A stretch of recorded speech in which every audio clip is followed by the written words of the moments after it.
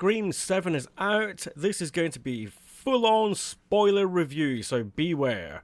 Now, on my video last week about the Scream franchise, I looked at various aspects of the films and made comparisons. So I'll do the same here. So I'm going to look at the opening scene, the commentary that the film has to make, if there's any repeats from previous films, the kills, the whodunit aspect, the reveal of the killers, and then the killers being dispatched themselves. So let's go through the film. The opening of the film is pretty much spoiled in the trailers. A couple go and stay in the Macher residence for kicks, only to be confronted by the latest mask-faced case of the stabbies. This one kind of sets the tone for the movie though. Stu Macher is going to be a thing, the film will be having a telling dialogue, and the tone is going to be really, really unkind to people. And by that I mean, in the opening, well, as I just said, it's the home of Stu Macher. At one point the couple are discussing the death of Amber in the 5th movie when she got toasted, and the girl here says that's a horrible way to die and she would hate to have that happen to her. And then, oh boy, does that happen to her. But where is Ghostface going to strike from? Well, we're led to believe that the mechanized mannequin is initially the killer, only for them to reveal that it isn't. But they keep showing the automaton in the distance and shots, so keeping the mystery alive and the threat of Ghostface is somewhere, and I thought, wait, what if the killer literally is hiding in plain sight? And true to it, Ghostface did a Roger Moore, and on this one, surprised the guests and us the audience by actually swapping places with the automaton. So they burned down the house, as also spoiled by in the trailer, and again set up some sort of a connection to Stu.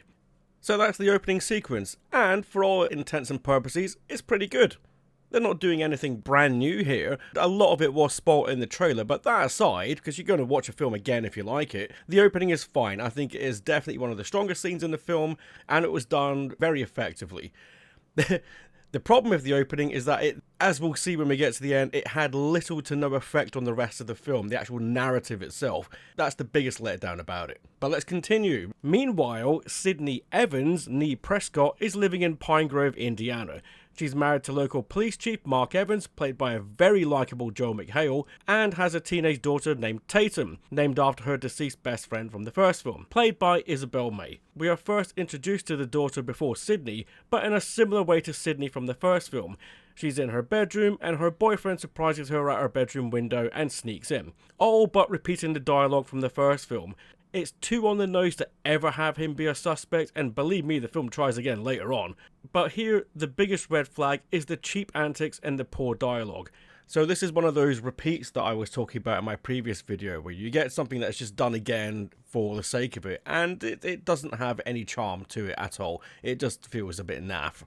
Sydney then comes in and interrupts them, and you get the flavour of who Sydney likes in this film, her family and only her family. Speaking of her family, Sydney and her husband Mark have two much younger children who are conveniently shoved away with the grandparents so we don't have to worry about them during this film. She also runs a local coffee shop, and it's at this setting where the film introduces us to much of the supporting cast before things kick off.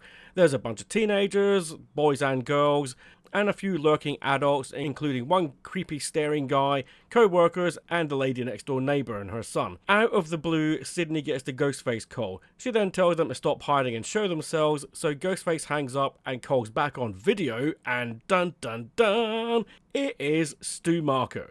Or is it?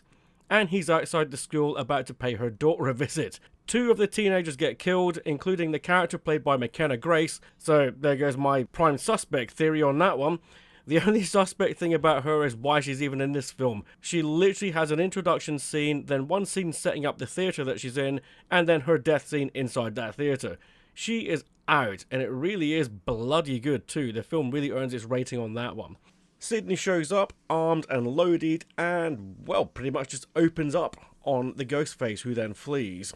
The family race home with police in tow, have the house checked and prepare to scarp her when Ghostface, who is already installed in the loft, drops down and goes on the attack. There are some very tense moments of cat and mouse here, particularly when the girls have to go hiding within the walls, but when all said and done, the fight goes outside where Ghostface is mowed down by a large vehicle, which also happens to be Gale Weathers entering the picture along with the twins Chad and Minday. Holy crap, what a bunch of scenes just happened back to back, and the pace barely let up. This is an impressive bout of energy, and to then see that they've killed off a Ghostface killer already is also impressive. But we know there is more to come. Ghostface is unmasked, and it's the creepy dude from the coffee shop from earlier. It is then revealed that he's a former mental patient at the local psych ward, so they go there and talk to the staff member played by Ethan Embry, and he tells them what he can about the guy. They also show him a shot of the deepfake video of Stu Macher. He recognizes the guy and says that he was a former patient with amnesia, who was also released 2 weeks ago.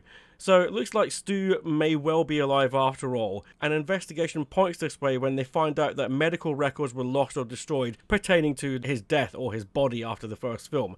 And after another harassing call, Stu is back. But then the film does take a lull so that a dozen or so characters can do the drama. Sydney and her daughter fall out constantly. Trust seems to have gone out the window with that one, or with anyone with Sydney, and the daughter isn't loving feeling like a victim having been named after one. Mark gets attacked again, a la the trailer footage, and it looks like he's out for the count. Gale and Sydney get the bright idea to go on TV in a bid to taunt the killer into a call so they can trace him. This fails initially, but they do call back again after Sydney and Gale almost come to blows.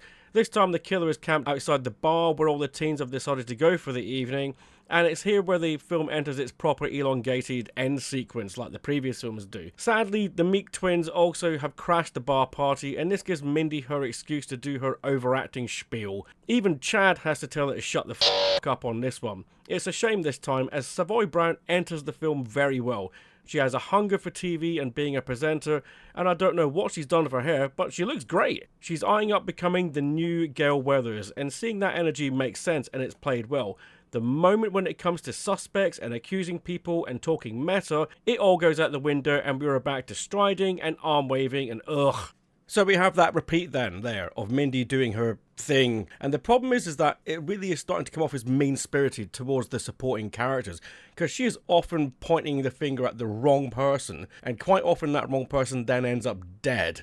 And Savoy Brown's character is always way too gleeful and happy at the end of movies. And then this one is no different. She is happy, thriving, and can't wait to get in front of camera and get that career going. There's no lamentation towards the people that have died around her. So she's really starting to come off as quite unlikable, and I don't think the filmmakers see that yet. Not long after this, people separate and Ghostface attacks. The twins, yet again, are knocked out of the picture until the aftermath. A couple of teens get it. One has a particularly nasty bar pump death, which then turns into a rather sick visual gag. It's nasty yet funny. From here, Tatum is on the run from the killer and hides in the coffee shop after her boyfriend gets it. There was a really awkward moment in the film there when she's planning on getting in the car with him and then sees that he has a laptop and he himself has been testing out the use of deepfakes. And it clearly makes him out to be a major suspect, and it's so glaringly obvious that he's not. But it's also such a dumb piece of material to write in the first place. Just the fact that it sat there open and for her to discover, you just think, oh god, this is just so cheap. And if there was going to be any meta or commentary on anything, then you'd think it would be the deepfake usage. And not really. They use it, but there's not really much in the way of commentary on it, so it's actually quite poor usage. Yeah, not a lot of thought has gone into the commentary for this one. Well, horror films at this stage, even with the sixth film, they just ran out of things to say because not enough time has passed in the making of horror films for there to be much of a change on the scene. Your first film is your first film, you can make commentary on the genre in general. Second one, you talk about sequels. Third one, you talk about trilogies. And the fourth one, it was remakes. And then the fifth one, it was reboots. There's nothing left to talk about right now. Nothing really new has happened within the horror community to have anything to say. So I wasn't surprised that this one didn't have a lot. But in the real world, obviously AI, the big taboo, and they've wasted the opportunity here to actually talk about it. Sydney manages to make contact with her and guides on how to use a gun, a la the trailer footage again, and it's at this point where it's revealed that there are at least two more killers when another arrives on the scene and the two capture her. Sydney is beckoned home for the finale. There's plenty of Stu on the TV taunting her. He then turns into a quick three-way cameo montage of Mrs. Loomis, Roman Bridger, and Dewey Riley, all of whom look like they just stood in front of a cheap blue screen to do their part without any de-aging going on. I guess Timothy Oliphant refused the opportunity. So what do any of these people have in common, aside from the obvious being either a killer or a friend of Sydney's? Well, the answers come thick and fast when Ghostface number 1 unmasked to be Ethan Embry from the psych ward. And then number 2 is revealed to be her chatty neighbour. And their reason for being the killers alongside the previously killed Ghostface earlier on? Don't No. So Joel McHale is given a pass and is still alive, but he's in pretty bad condition. Now, he got attacked during the daytime. It's been nighttime for some while now. How the hell he hasn't bled to death in this time, I'll never know. But then again, if Chad Meeks Martin can get stabbed 50 times and survive, then Joel McHale should be good too. He does manage to slightly cut his daughter free from her bondage, giving her and Sydney the upper hand. The moment the knives are out of the way of her daughter's throat, everyone suddenly remembers that Sydney has a gun, and she pops Embry once in the head, and then goes on the hunt for the neighbour. She takes her on, the daughter steps in to help at the last minute, and she is history. And there we go. So I kind of rushed through all that, but you literally got a very, very fast ending sequence here. And the whodunit aspect is just baffling. And the reveals were really underwhelming, and the kills of the killers are, well, one was quickly done with, and then the other one was severely overkill. But let's have a look at some of this again, shall we? So I guess the stakes are much smaller this time, and that helps. Something tells me that Gale isn't much longer for the franchise, and unless she gets to have the main spotlight herself for once, she is a potential opening movie kill for Scream 8. They have added to her tragedy, and we even see Sydney noticing Gale with the shakes and taking pills. Gale, even at the end, parties on host duties to the hungry Minday, who really should be in the hospital, so there is some torch passing going on here for sure. I think they need to do justice to Courtney Cox's character. She very rarely gets to actually have the limelight on her, and I think even doing a film where she is the main character would do her justice. You could find some new depths to plunge with that character, have her be the specific target this time, and then your commentary is easy. It's media. And you make comments on that, and then you set it all within her industry, and you make all the new supporting characters people that she works with, and you don't have to rely on other legacy characters to come in and help save the day, or just hang around eating up screen time. I don't think you need to have Neve Campbell in the lead of every Scream movie going forward. You definitely need to bring her back, but you should definitely focus on expanding your other supporting characters with meteor roles, and that sometimes means putting the focus on them, right? Kirby Reed, she's still around, let's see one on her too. Okay, so the deepfakes. Stu Macher was a great reintroduction. He was spoilt by the trailers and even a poster. The poster hinted at a much more substantial role, and it is. He is our main voice when Roger Jackson isn't doing his bit, and Lillard is great with all of it. It's a shame they didn't actually have him revealed to be alive, as one, many of us Scream fans actually wanted that, and two, despite how daft it may have seemed, him as an in-person killer would have been a heck of a lot better than what we actually got. Laurie, Metcalf, Scott Foley and David Arquette all just have a few lines each, and they seem wasted. Had the film not buried so much into the Stu mythology, they could have all taken up different parts of the film in which to taunt Sydney and the others. And that's what I expected. I expected a sharing of the work, each leading to a new attack or death scene. You imagine Gale being confronted by the killer and it's actually David Arquette doing the talking. That could have led to some great drama. Ugh, waste. And they didn't even look remotely like their characters in the previous films they were in. So that was a letdown, but happy to see the actors, I guess. Our actual two killers in the end? Well, the moment you know Stu isn't a real thing, then it's really obvious that Ethan Embry's going to be one of them, because he's already misinformed about Stu being alive earlier on in the film. If you never believed that Stu was alive, then Embry is an easy killer guess right there. Solvable. The other one was kind of given away in the coffee shop earlier on in the film, when it was just her and Sydney talking. I've never heard such convoluted dialogue to the setup of someone feeling the need to talk to Sydney about her life. Killers like to do that in this franchise. She gets away from suspicion later on when her son is killed, but by the time it was masks off time, after Embry, there could have only have been two people revealed. One, actually Stu being alive, or two, the neighbour. Now, I guess you could say, well, isn't there someone on the police force or that other newscaster guy? Couldn't they be suspects? And not really. They didn't really spend enough time with those characters for them to be suspicious, or even red herring, so I didn't pay them any mind. There is one decent moment where you actually have, in the aftermath of a crime scene, a bunch of people looking on, and you have Sydney literally go up and look at the people on the other side of the tape to see who is watching the crime scene. And you get the drama teacher, director guy with a beard, he's there. So you kind of go, all right, cool, this is a good way to list potential suspects. But then it's just done away with, so it doesn't matter. But still a nice moment for her. So focusing back on our actual two killers, well, yes, they both start to overact. Embry less so, but he still goes a little bit panto. But Embry doesn't really get much of a say in the matter when it comes to the scene, especially after Anna Camp has revealed herself, because she just takes over, and anytime he speaks up, he is then silenced by her. And he does do a couple of good comedy reactions in his expressions when she does that. But it's nonsense, it doesn't belong. But Anna Camp totally justifies her surname by going beyond apeshit crazy. She puts the siblings from the 6th movie look like they're part of Orson Welles' theatre troupe. And the reasons?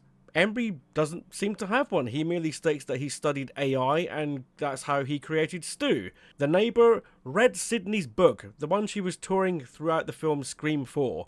And that's it. She loved her book, took the wrong message from it, killed her abusive husband, and then got pissed off when Sydney disappeared into obscurity. One question, what the f*** does any of this have to do with Stu? Or the other killers? Or Dewey? Why have we spent an entire movie on red herring information that doesn't really make sense? They didn't need to do the deep fake material for their plan. They sure as shit didn't need to burn down the Macher residence either at the beginning. It's truly bonkers when she admits that she had to kill her own son as well, as he reminded her too much of her husband. It's beyond balmy and downright laughable. But then so is the killer showdown. It isn't particularly exciting, and then, like Mickey from Scream 2, the neighbour gets a hail of bullets, and most of them to the face. That head is destroyed. It's more laughable than it is satisfying though. But then the character was laughable, so I guess only a Joker's death will suffice. Everyone else gets packed off to the hospital. Gale shows up and makes up with Sydney. The twins won't f*** off. And Sydney's daughter accepts her new fate as a strong badass like her mother. After learning that she wasn't named after a victim, she was named after a best friend who was strong and unafraid of the world. Personally, I think they should have called her Brave. Nah. Sorry, Rose McGowan. So what did I get wrong? Well, I was totally off with the McKenna Grace being the killer. What the hell was she even doing in this film? Making a buck, I guess. Great death, though. Very, very good death scene. I was wrong about Mark being killed. He was merely attacked, and attacked a couple of times. Thank God so many other people did die, because the entire Prescott family lived. Sorry, Evans family lived, as did the twins and Gale. That's a lot of survivors. And I said as much about the plot armor up the wazoo. As for guessing the killer, technically we have 3 again, but there is one main leader. I did call female killer, so, you know, there's that. The early attack scenes after the opening were very strong. The elongated third act was a bit bumpy, needed a bit of straightening in the edit. It's perhaps one of the least funny or even joyless sequels of the series, but there are perks. I definitely prefer a Sidney Prescott story, but they are going to have to pull something stronger out the bag next time. They really need to come up with something more tense. But that is for the box office to dictate, and for the writers and creators to get back into the room together and see what they've got. So that is my spoilerific response to Scream 7. It is easily the worst of the series. It has some highs, it has some surprises, if you can call them that, and I was glad to, you know, in all fairness, I was glad to see Ethan Embry given something. I haven't seen him in something for a while, so I was glad he was here. Just sad that he was given 2 scenes with which to work with, and it wasn't enough. If you want to see him in something good, go check out Cheap Thrills. Now that is a performance, and that is a great film. Anyway, I'll be right back soon. Job done. Yeah, good boy. Good boy.